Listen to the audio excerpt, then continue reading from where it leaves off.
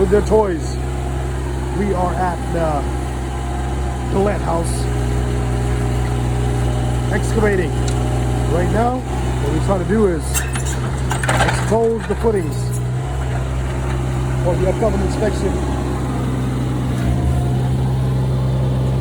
You can see one post right there. We got another post back there. And we're going down below the frost line right now.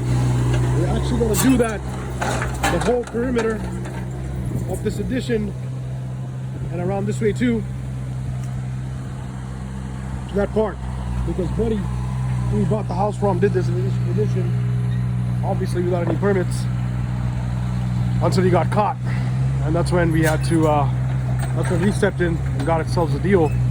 But now, we got to get it inspected before we put the roof back on. So what we're doing is, he had put in 7, 1, 2, 3, 4, 5, 6, and you've seen the other one on the other side, 7 posts or pillars, and that's it. But between the 2 pillars, there's nothing. There's nothing. And you know, according to code, if you go below the frost line, you got to get it insulated, or you got to pour concrete.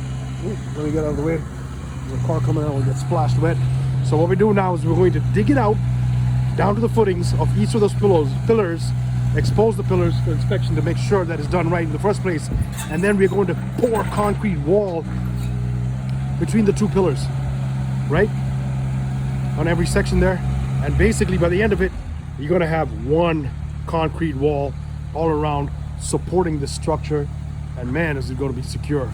That's when we can hit the roof and keep this project going. So we finally got permits after a long 4 months, guys.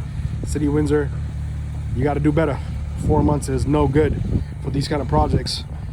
This eyesore is going to turn into a beautiful duplex, and we got to make some money. All right, follow the story. Boys with toys. There we go.